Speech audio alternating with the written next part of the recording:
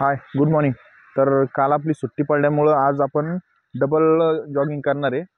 कारण नॉर्मल आपण 2 किलोमीटर करतो, आज आपण 4 किलोमीटर जॉगिंग करायची.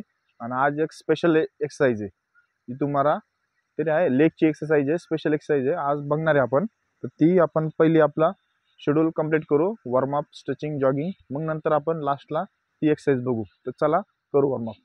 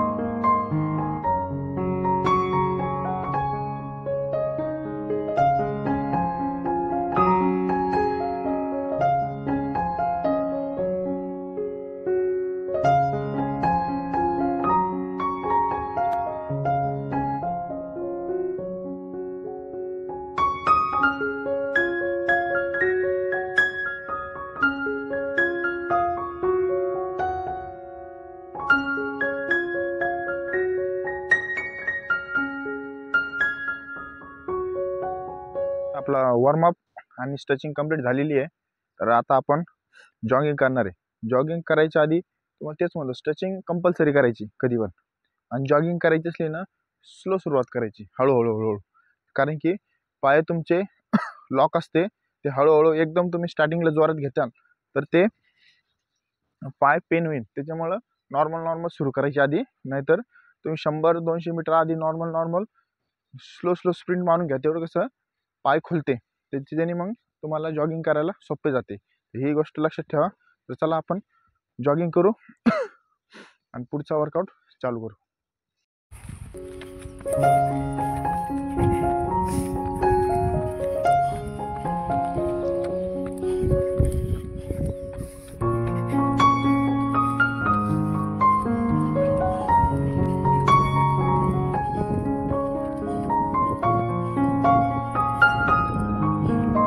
तर आपली 4 किलोमीटर रनिंग कंप्लीट झाली. आत्ताशी रनिंग सुरू केल्याने एक साईडला पेन होतं, ते चालू झालं. आता अजून एक गोष्ट,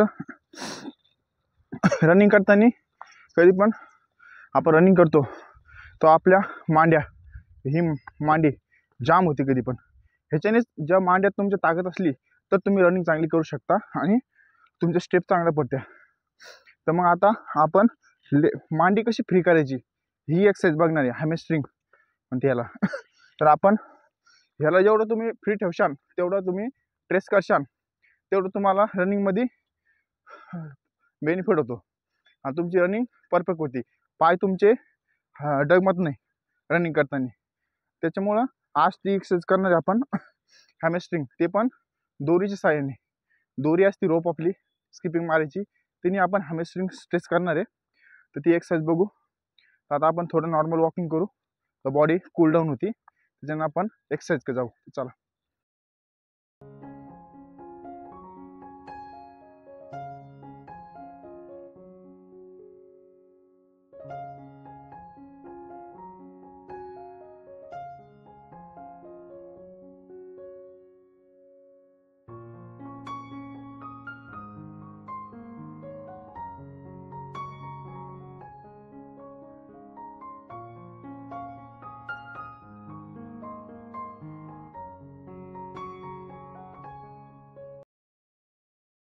पण एक्सरसाइज केली हॅमस्ट्रिंग, त्याने काय होतं, आपल्या मांडीवर स्ट्रेस पडतो, पूर्ण मांडी जे भरून येते रनिंग करून ती पूर्ण एकदम फ्री होऊन जाते. तर हे काय करायचं, जेव्हा आपण पाय वरती करतो, स्ट्रेस करतो, तेव्हा काय करायचं की वरती गेलं ना 5 ते 6 सेकंद होल्ड करायचं.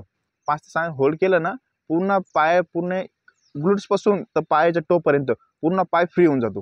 ह्याने काय होतं, जे आपलं इंजुरी किंवा रनिंग करतो आपण तेव्हा नसा ताणत्या ना एकदम, तर त्या एकदम लूज होऊन जात्या. तर त्याने काय होतं, इंजुरी व्हायचे चान्स कमी होतो, शिन पेन होत नाही, या गोष्टी होत्या. तर वरती गेलं ना तर कमीत कमी होल्ड 5 ते 10 सेकंद होल्ड करायचं, मग खाली डाऊन करायचं. हे नक्की लक्षात ठेवा.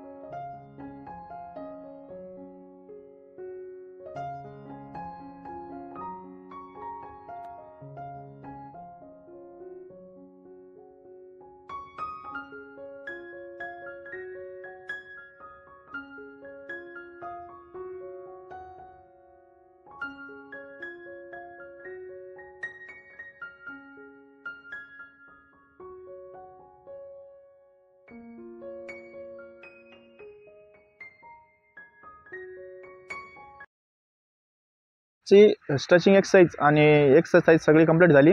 तर मग आता भेटू नेक्स्ट व्हिडिओला. बाय.